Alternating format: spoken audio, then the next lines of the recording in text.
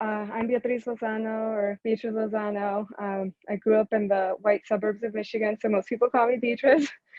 Um, and so just to start off, these are just some quick animation sketches that I've made for 36 Days of Type. This one especially, I found it very interesting because I made this as a way to start learning how to code with processing, and that's a theme that is going to be present throughout more of my work. And I'm sure most of you are familiar with 36 Days of Type, but if you're not, I really encourage you guys to look it up and to try and participate this upcoming year. Basically, you just draw a letter or animate it every day, starting from A through Z, and then all of the numbers as well. And for me this year, I really wanted to use each letter as an opportunity to better my skills in different programs. So these I was making with Cinema 4D. The one earlier was with processing. This one is with After Effects. And really my goal with making a lot of these, I call them sketches. It's not to have like this perfect design. It's just to really learn new skills. And even with this one, the leather N, I think it's really interesting because back at the studio right now, we're working on a rebrand. And one of the directions that we're really moving forward with was inspired by this animation. And it's really great to just create your own like body of work, your own body of sketches that you can reference back to when you are making client work or when you're looking for inspiration. So you're not just limited like going back to Pinterest and trying to like think of what to make off of other people's ideas, but creating your own voice and your own like set of inspiration. This one was also, again, with After Effects and just playing with the idea of like how I can vary it as much as possible using different textures or just lines. This one was Cinema 4D again. And so a little bit about me. I work at Sunday Afternoon, which is a really small studio in Manhattan. Right now I'm based in California, but usually we're in NYC. And we're a really small branding studio, usually, 3 to 4 of us, but we're also an artist representative agency. So we represent different kinds of artists, including illustrators, letterers, photographers, which is a super cool opportunity because many times we get to collaborate with all these different kinds of artists for our more traditional design projects. And as Isaac mentioned, before becoming a designer, I was actually studying mechanical engineering at the University of Michigan. And they have an incredible engineering program. That's originally what drew me to the university. And along the way, I found out that the University of Michigan actually has a super strong history of activism. And like I mentioned earlier, I grew up in like the suburbs of Michigan. I didn't really know that activism was still a thing. Like I just thought it was like something people did in the 60s. It was just such a different experience. So then once I went to college, I was able to like meet like-minded people from all different identities, people who, began to teach me about, my own identity and how their own identities impacted their lives.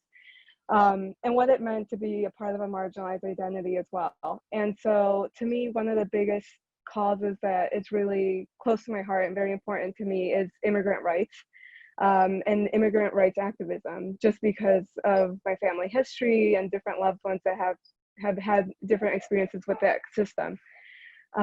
So when I first started college, I began getting involved in activism. And when I joined these student groups, at the time I was still a mechanical engineering student, but I've always loved to draw, and I've always, just been interested in art. So I saw that they were making their posters in like Microsoft Word, like really not great posters. And I was like, well, I just got this thing called the Adobe programs on my computer. I could try and learn them and like make some posters for you guys if you guys want. And that's essentially how I started teaching myself how to, use Illustrator, use InDesign, use Photoshop. And the thing that I find very interesting is like my original exposure to design was me like Googling or going to the library and looking at visuals like these. Seeing how different movements were using different typebases, different colors, and just like this really bold and direct approach, which even to this day, it still really influences and impacts my work. And even though I've gotten the chance to work at some really wonderful studios, and along the way I've worked at different jobs in New York, like nonprofits or art companies, I always find that I'm happiest when I'm working on projects that have a social purpose, that are rooted in community, and it's a way to help others as well. So last summer, after taking a bit of a break from immigrant rights activism since moving to New York, I met a new group of people who were organizing around close the camps, so the camps that are currently still going on at the border. And I joined them not as a designer, but again, to just help organize the different protests, to help maybe with their media campaigns. And along the way, I noticed that they could use some help with their branding, just creating more of a visual identity. So I offered to do my best and help them, apply some of the skills that I'm learning at the studio, where we really focus on branding and how we can carry this onto social movements. So I wanted to make a really simple motion-based and typography-based identity, because I wanted it to be something that, if I can't be there designing it, I would love it if anybody else involved in the organization could simply take my files and run with it. So like I said, very simple type and color-based identity that we use here throughout different Facebook events to get volunteers. We're hoping to make pins. We made t-shirts for different protests. And most of the identity lives in a very digital space, and mainly as animation. So like for some of these, you'll notice they're very simple animations. This one is just a GIF, just a series of images. And again, I wanted it to be in a way where, yes, there could be like more intricate animations like these, but also it could live in a world where anybody who can make a GIF can make an animation. And this was for our No Business with ICE campaign, because currently in Manhattan, off of the West Side Highway, ICE still has an office, and it's one of the biggest things we've been protesting. ICE has an office there, and the majority of people are just not aware of it. And I think one of the biggest roles that design and visual communication has in activism is just sharing information. Like I feel like the majority of times where people almost seem apathetic to different causes, it's not really because they're apathetic, it's just, they just really don't know the information that is out there. And as visual designers, we can use our skills to really help spread these messages, spread facts or different kinds of information in a way that people want to engage with. And here we have some of the hand-painted signs. So I always think this photo is really interesting because I think it's really important to keep in mind, when we're branding in a studio, we're branding for clients, like every color has to be so exact. We need to make sure we have the same hex code, CMYK, Pantone, whatever we're dealing with, the same typefaces. But when it comes to, designing for a social movement, that simply, you can't be that rigid with your rules. Like you have to be really open with it. Let's say our color is gold, but we have no gold paint, so it's going to be yellow for today, or it's not the exact green, that's okay. And then obviously we're just hand painting the leather, so we don't have a typeface. But I also think it creates this really beautiful outcome. And it also, for me, just helped me really reflect on like, what is a brand, and really helped me rethink that maybe, in my client work, like after doing these kinds of projects, I'm more interested in creating brands that are more flexible and less rigid. So these next sets of projects are more of just my exploration with code. And this was my final project for a class I recently took at Cooper Type with Lin Yoon and Kevin Ye. And it was called Generative Typography. So I'm sure they're going to be teaching it again. And I highly recommend anybody who's able to take it to take the class. But one of the main things that really draws me into programming and coding is the accessibility aspect. But all of these programs are free. You don't have to pay, compared to, let's say, using like Cinema 4D, which is incredibly expensive for an independent designer. Something like Processing or Python is 100% free. And there's also so many free resources online. So if you have a GitHub account, you can easily download different example files, which is my main method of learning, just simply downloading different example files, like taking it apart, changing different variables, seeing how that impacts the outcome. There's also, really great YouTube channels. So I highly recommend anybody who's remotely interested in coding to really just give it a shot. And so this is one of the projects for class. For the week, we were focusing on the concept of a glitch and how that's used by different generative artists. And so once I learned like the technique of how to glitch an image or how to glitch design, I wanted to put a concept behind it. So I put the very common phrase that's often heard at different marches or protests, that the system isn't broken, it was built this way. And I really loved the way it really echoed this, the visual language that was going on. And it is an interactive piece. So if you could see the cursor, the position of the cursor changes how this type is being manipulated. So the higher up it goes, the more the lines break up. And then it also has like a sine wave attached to it. So it also moves horizontally.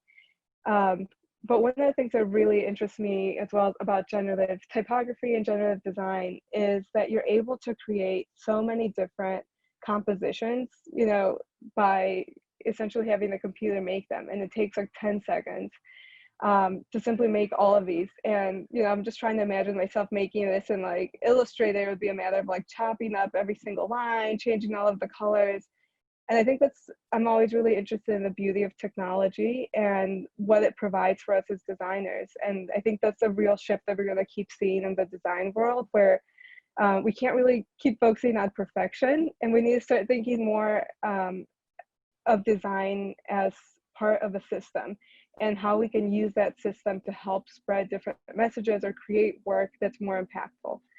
And so I posted my homework for the week on Instagram, those colorful sketches. And I had a group of activists in New York City reach out to me, and they said that they have been projecting different artworks around New York. So this was this summer when all the BLM protests have been going on. And so they first projected it here on the Brooklyn Bridge, which I thought, I really wish I was in New York to be able to see it. And then my favorite one, they projected it across the 84th precinct in Brooklyn during a BLM protest as well, which I thought was a really cool opportunity. And for me, it just made me think of a couple of things. First, the importance of sharing our work. And I think, at least for me, Instagram is a really great way to do it. But, whether it's Dribble or Behance or just your own personal website, I think it's really important to try to share your work out there. And at least for me, it's not about having the best work or having perfect work. Like, I'm like very well aware that I'm not the best typographer, I'm not the best designer, but at least to me, I'm like, it's the way you combine your skills that you do have with your life experiences, with the things that interest you, and creating really unique visual concepts. So for me, just simply posting something up on Instagram and having somebody be able to resonate with it and connect with it, and they use their resources and their skills to bring it to life like this. To me, it was a super important lesson and just reminder to keep sharing our work out there. And then another thing that it made me reflect on is I've been involved in activism since my first year in college. So almost like 10 years now. And the thing that I really love about those types of communities is how collaborative they are and how multidisciplinary they really are. So in different activist groups, often, you're having people who are lawyers or political science majors, you're having artists, writers, you're having people from all different backgrounds. And even this project reflects that as well. Like, I don't have a projector, I'm not even in New York, but it's just this mindset of like, this is what I have, these are the resources I have, and let me connect with the skills and resources you have, and let's do something together. And that's something that I would love to see more in the design world, because often we just get stuck with, the skills that we have, and then we're like, we need to learn more, I need to learn more skills, let me learn like coding, let me learn this, let me learn that, which I really love doing. But I think it's also great to reflect on, like, I don't need to learn everything. I could just collaborate with other people who have different skills, and we can make something really unique together. So this next project is one of my favorite passion projects. So Ancho is a custom variable typeface that I designed. It's my first typeface, and I designed it mainly as a way to honor my Mexican culture and heritage by creating a design that was both innovative, but also beautiful and reflects the culture. And then also to learn the process of type design, which was something that I've really been interested in these past few years.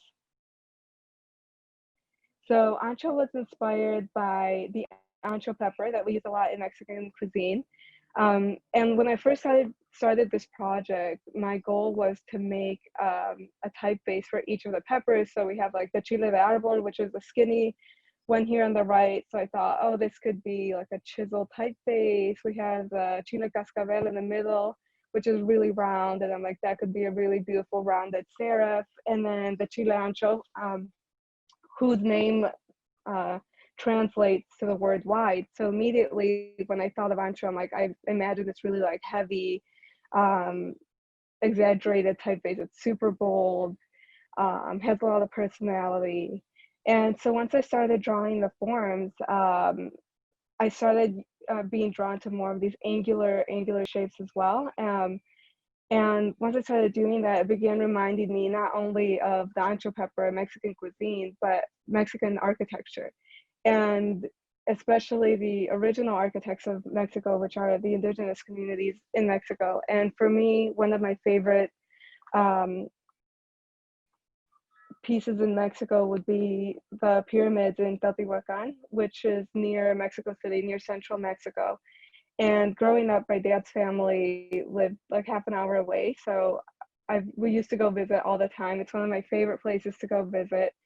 It's just, I highly recommend it if you're ever able to go, because you're able to go to the top of the pyramid and just being able to admire all of the architecture and the geometric forms that went into this.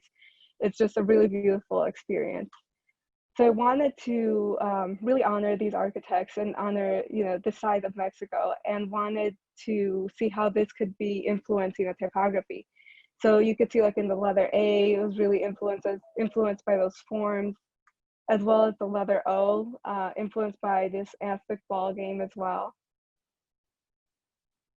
And then once I had the super heavy form, which is originally what I was going for, I'm like, I want to see the extreme. So this is the ultra bold. So what would this look like in a super thin version?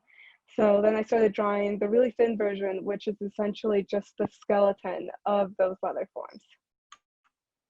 So here we have the ultra bold, the medium after I interpolated the ultra bold and the really thin one. And then here we have the thin. And here's some examples of just ancho in use.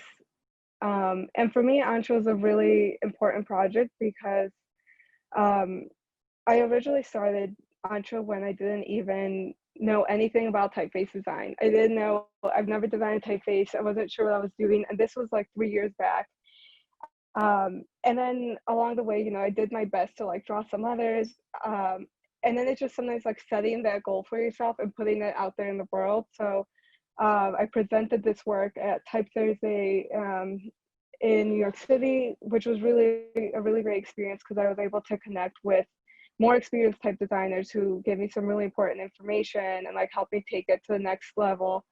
And then also just like being able to recognize if you don't have the skills yet, that's okay. Like you'll get there eventually. So I kind of put the project on pause, and then I ended up being a designer in residence at Morcos Key, led by Wael and John. But Wael is a really talented typeface designer, and that's essentially where I first really started learning typeface design.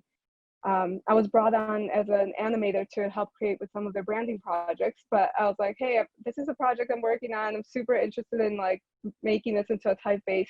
Like, can I just sit and watch you design some typefaces, or like, can you recommend some books?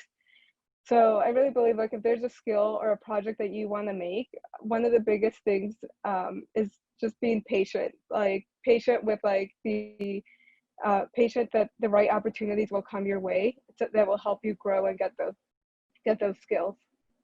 So here we have all of the weights from the thin to the ultra bold.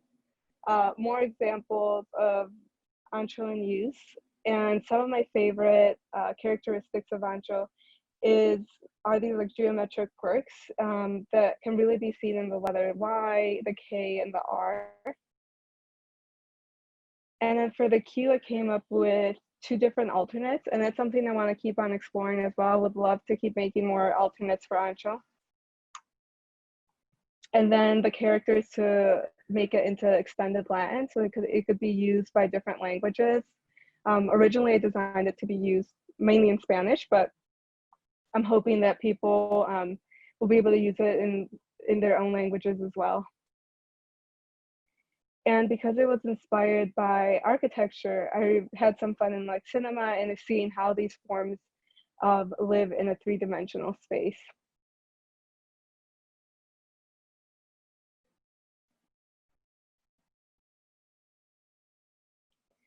And then this was from a few months ago when I was packing up to come on over to California. I found this sketchbook from like over 3 years ago when I was first designing, when I first came up with the idea for Ancho. And if anybody knows anything about type design, like this is like 100% the wrong way to go about it, but I just still thought it was really interesting to be able to combine like the original concept of Ancho with how it ended up.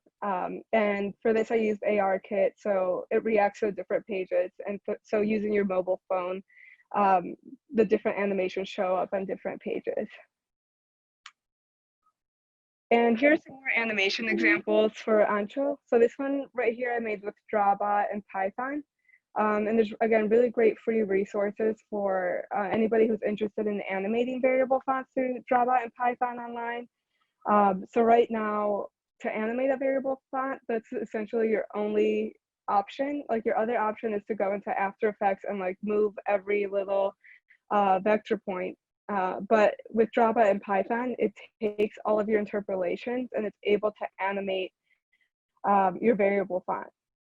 However, I am very hopeful that After Effects is going to give us the features within the next 2 years. That's what I keep telling everyone. Maybe I'm just being hopeful, but I really do believe that in like 2 years, we're all going to be able to animate with variable fonts in After Effects. And so one of my favorite parts about this project was being able to see Ancho in use. But even before I released it, I shared it with some of my close friends and I asked them if they would be willing to design a poster with it. And it was just so nice and generous of them. And it was great to see it in use and also just seeing it used in ways that I would have never imagined. And seeing people like take more of a playful approach, you know, extruding it to be 3D, using the super thin version. So yeah, I just thought this was such a cool experience to see it in use. And so Ancho's available for download right now on my website. It's pay what you wish, so you can download it for free today. And as a variable font, again, if you're interested in learning coding with variable font, you can download it, use it with Python and Drawbot to start learning how to code and animate with variable fonts. And so what's next for Ancho? I've had quite a few people tell me that they would love to see the lowercase for Ancho, which is something I have been thinking about. So maybe within the next year or so, I can hopefully make the lowercase version as well. And like I mentioned, I would love to have more alternates as well, because I think that's always so fun to give people more like freedom and flexibility with how they use the typeface. And so recently, I was asked to contribute a poster for AIGA's Get Out the Women vote. And so I was able to utilize Ancho for this as well. And I created this poster that at first read just says vote, but then a closer inspection is like all of the reasons why I think it's important to vote. So like to support Black and Brown youth, to protect LGBTQ rights, to end police brutality, and so on. It was supposed to be a bipartisan poster. I was really waiting for them to tell me that this wasn't going to fly, even though I do think it's bipartisan, but we'll see. And so now at the studio, it's Sunday afternoon where I'm working, we're actually working to create these t-shirts that are going to be released hopefully maybe tomorrow, maybe early next week. And all of the profits are going to be going to a nonprofit organization that helps get photo IDs, so like driver's license for people who need them.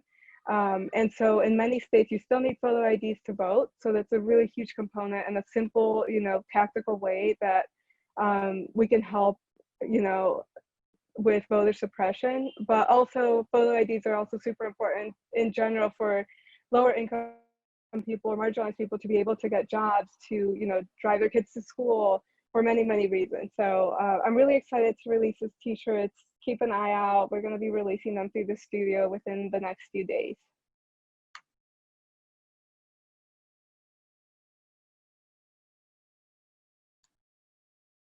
And then this last project is a new typeface that I'm working on, and it's called Aguas. And again, I was working on this project over the summer. I was taking another type class at Cooper, which is a display type with Juan Villanueva. And I know you guys are all in school and probably like all schooled out, but I think, the classes at Cooper or like different online classes now that, we're all home and working digitally are, such a wonderful opportunity to keep learning once you've graduated and once you're out of school. Like there's so much to learn. And I think, it's awesome to be able to have these classes out there and available for us. So Aguas was inspired by this hand-painted sign that I saw in a market in Mexico. And this is very common if you've ever been to Mexico or like different parts of Latin America, that can be seen all throughout the country. And this one specifically, I took a photo of it back in February when I was in the Yucatan with family. And I went back and looked at the photo and I noticed that I really loved the letter H in leche, because the two stems, when I saw them, it just reminded me of like the one on the left is the before and the one on the right could be the after state. So I started thinking of it as this like animated variable typeface that starts off pretty rigid and straight, and then it adds this curvature to it as well.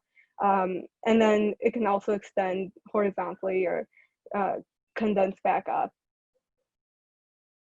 So this is an early sketch, and this is just a bit more about the way I the way I sketch and create even like typefaces isn't very linear. Like I usually love to jump almost to the end where I'm like, I want to see how this moves. I want to see how it would function. And then I went back and figured out, well, now what is this going to look like? What are what are the characteristics of this specific typeface? So for that, I was really, really thankful to be able to be a part of that class and be able to explore a bunch of different takes on it. And I came up at the end with this version of it. It still has a lot of the brush inspiration, which I really love, especially in letters like the top left and bottom right corner of the O of the round characters. The A and the N really has like this like Spanish influence that can be seen again throughout Mexico in different lettering projects or even outside of like different buildings. And this typeface is still in progress. Like I'm always looking for feedback. I'm open to changing not only the forms of it, but right now the main thing that's going to take a lot of time is figuring out the motion for all of the characters. So it is more of an experimental typeface. So especially once it is really distorted, but at the end of the day, it still is a typeface. So I want it to be at least somewhat legible. So here are some examples of the typeface in use. So we have, so the name also Aguas. So in Mexico, at least, the term Aguas is used as a slang to say like watch out or like move out of the way, which I thought was really interesting because I've always imagined it to be like this moving typeface. But then Aguas is essentially translates to waters. So in Mexico and throughout Latin America, we have these like flavored fruit waters. So like agua de horchata, agua de Jamaica, but then we make water from all the different kinds of fruits. So here we have like watermelon water, you know, lemon or lime water, different kinds of melon, papaya. And then here is the most recent example I have of what this typeface will look once it's fully functioning and as a variable font. So it has two axes, as I mentioned. It can extend in width and then also increases in the curvature. And then, you know, you could do both at the same time. But as most variable fonts go, this is quite time consuming, and I really want to make sure the transition from all the different states is going to be as smooth as possible. So this might take a year or so, but I'm really excited to see where it goes, and hopefully I'll be able to share it with you guys in the future, and I would love for you guys to be able to use it as well. And so thank you so much for your time.